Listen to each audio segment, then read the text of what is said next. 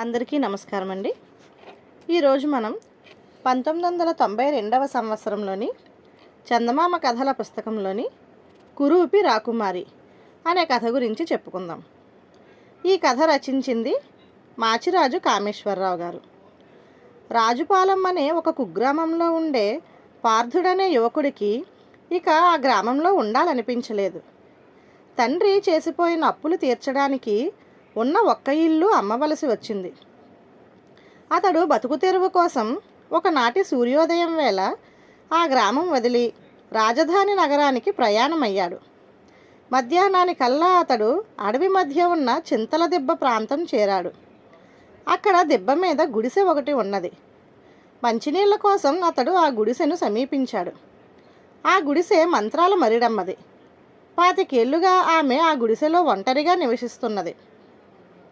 పార్థుడు 4 సార్లు గట్టిగా కేక వేసి పిలిచాక మంత్రాల మరిడమ్మ గుడిసె తలుపులు తీసి బయటకు వస్తూ, ఎవడ్రా వాడు, ఏమా ధైర్యం, నా అంతదాన్ని అలా కేక వేసి పిలవడమే అన్నది కోపంగా.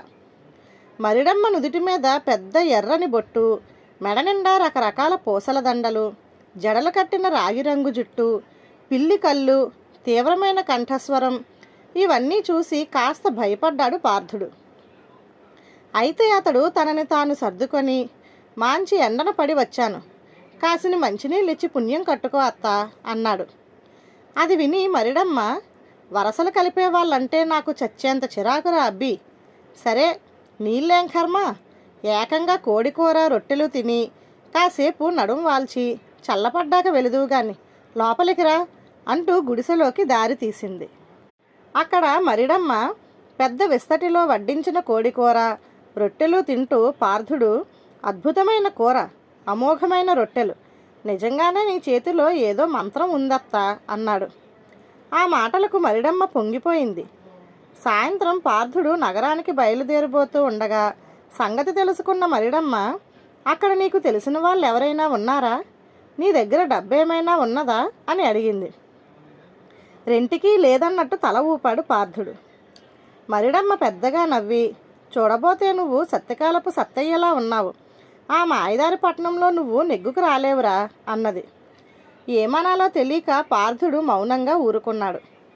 మరిడమ్మ ఆప్యాయంగా, ఏ మాటకా మాటే చెప్పుకోవాలిరా అబ్బి, ఏ చక్రవర్తికి లేని కళ ఉంది నీ ముఖంలో, ఆ తలకాయ మీదకి కిరీటం ఒక్కటే తక్కువ అన్నది. రూపం ఇచ్చిన బ్రహ్మ నుదుటి మీద మంచిరాత రాయలేదు, నన్నేం చేయమంటావు అన్నాడు పార్థుడు.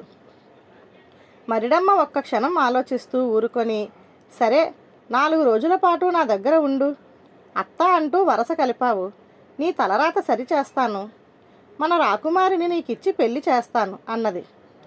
వేలాకోలం ఆడడానికి నీకెవరూ దొరకలేదా అత్త, నువ్వు ఉండమంటున్నావు గనక అలాగే ఉంటాను, రాజుని చేస్తానంటూ ఆశ పెట్టనవసరం లేదు అన్నాడు పార్థుడు. మరిడమ్మకు రాకుమారి మీద చాలా అభిమానం ఎక్కువ.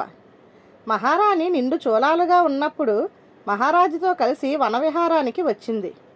ఆ సాయంత్రం వాళ్ళు తిరిగిపోతూ మరిడమ్మ ఉండే చింతలదిబ్బ ప్రాంతానికి వచ్చారు. ఆ సమయంలో ఒక చిరుతపులి చెట్టు మీద నుండి రాజు ఉన్న రథం మీదకు దూకింది. రాజు అయితే ఆ చిరుతను చంపాడు గాని రాణి భయంతో కంపించిపోవడంతో పురిటి నొప్పులు ప్రారంభమయ్యాయి. మరిడమ్మ ఆమెను గుడిసెలోకి తీసుకుపోయి పురుడు పోసింది. రాణి ఒక కురూపి ఆడపిల్లను కని బిడ్డను కళ్ళ చూడకుండానే కన్ను మూసింది. రాజుగారు ఆ కురూపి తన బిడ్డగా నలుగురికి చూపించడం ఇష్టం లేక అంతఃపురంలోని ఒక రహస్య మందిరంలో ఉంచి బయట ప్రపంచం తెలియకుండా పెంచాడు. ఆ కురూపి రాకుమారి ఇప్పుడు యుక్త వయస్కురాలయ్యి రాజుగారికి ఆమె వివాహం గడ్డు సమస్యగా తయారైంది. పురుడు పోసిన అభిమానంతో మరిడమ్మ అప్పుడప్పుడు రాజభవనానికి వెళ్ళి రాకుమారిని పలకరించి వస్తూ ఉంటుంది. మర్నాడు తెల్లవారుతూనే మరిడమ్మ పంజరంలో ఉన్న ఒక రామచిలకను తీసుకొని రాజుగారి దగ్గరకు వెళ్ళింది. రాజు ఆమెను చూసి, ఏం మరిడమ్మ, చిలకను వెంట తెచ్చావేం అని అడిగాడు. నేను లోగడ వచ్చినప్పుడు రాకుమారి చిలక కావాలన్నది మహారాజా అంటూ బొంకేసింది మరిడమ్మ. రాకుమారి పంజరంలో ఉన్న చిలకను చూసి మురిసిపోతూ, దీనికోసం బంగారం పంజరం చేయనిస్తావా అన్నది. హాయిగా అడవుల్లోనూ పళ్ళ తోటల్లోనూ తిరిగే రామచిలక నువ్వు బంగారు పంజరంలో బంధిస్తే సుఖంగా ఉండగలదా అన్నది మరిడమ్మ. అడవులు తోటలు ఎక్కడ ఉంటాయి, ఎలా ఉంటాయి అని కుతూహలంగా అడిగింది రాకుమారి.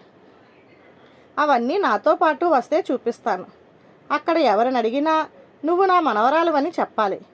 నిన్నిలా తీసుకెళ్తే మీ నాన్న నా తల నరికి కోటగుమ్మానికి వేలాడదీస్తాడు. నిన్ను చిలకగా మార్చి నా వెంట తీసుకువెళ్తాను, సరేనా అన్నది మరిడమ్మ. రాకుమారి సంతోషంగా అందుకు ఒప్పుకున్నది. మరిడమ్మ ఏదో మంత్రం చదవగానే రాకుమారి కాస్త చిలకగా మారిపోయింది. మరిడమ్మ పంజరంలోని చిలకను గవాక్షం గుండా వదిలిపెట్టి చిలకగా మారిన రాకుమారిని పంజరంలో పెట్టుకొని తిరుగు ప్రయాణమైంది. ఆమె గుడిసె చేరేసరికి సాయంత్రం కావస్తున్నది. బయట నులక మంచం మీద పడుకొని ఉన్న పార్థుడు మరిడమ్మ వచ్చిన అలికిడికి ఎవరు అన్నాడు. నేనేరా అల్లుడు, ఏం చూపు ఆనడం లేదా అన్నది మరిడమ్మ చిన్నగా నవ్వుకుంటూ. అత్తయ్య, నువ్వు గుడిసెలోంచి అటు వెళ్ళగానే నేనిక్కడ గుడ్డివాడిని అయిపోయాను అంటూ భోరుమన్నాడు పార్థుడు. మరిడమ్మ అతడి భుజం తట్టి, దిగులు పడకు, నీకు తప్పక చూపు వస్తుంది. ఇదిగో నా మనవరాలిని వెంట తెచ్చాను, దానికి వైద్యం తెలుసు, త్వరలో నీకు చూపు వచ్చేలా చేస్తుంది అన్నది.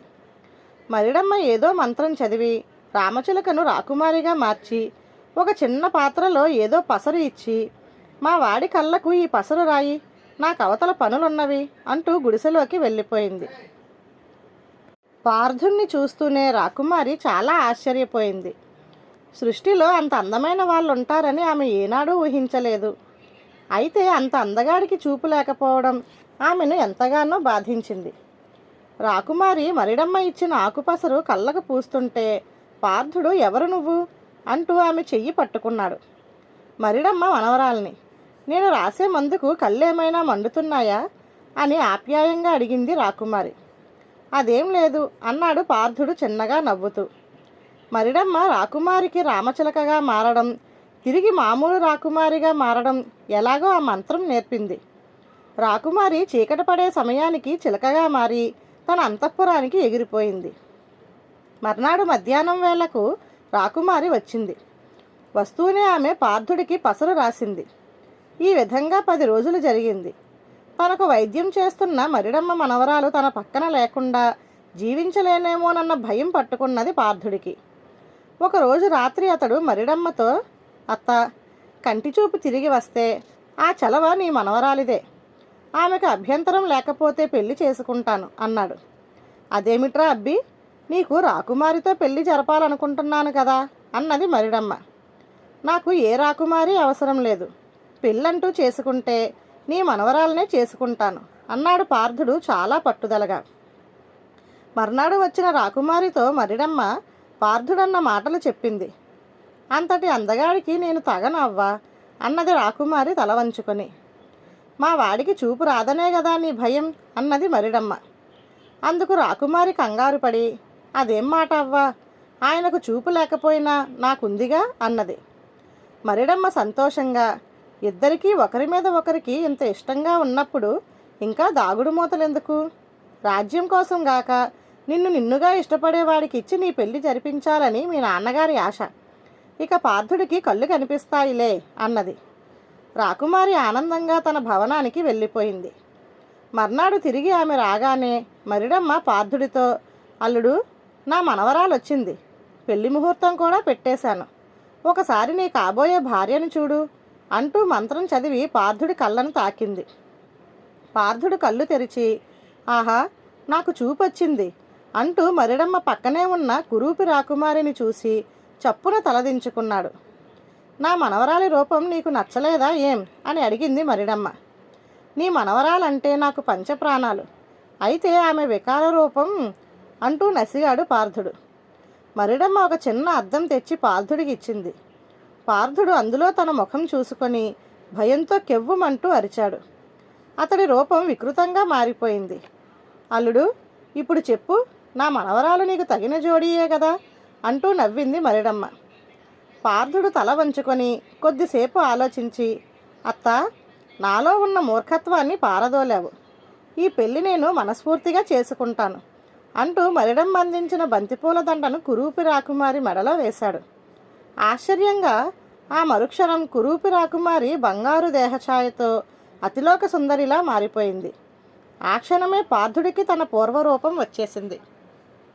మరిడమ్మ ద్వారా జరిగిన దాని పూర్వాపరాలు విన్న రాజు రాజ్యం కోసం కాక కోరి కురూపిగా ఉన్నప్పుడు తన కుమార్తెను వివాహమాడిన పార్థుణ్ణి ఎంతగానో మెచ్చుకున్నాడు.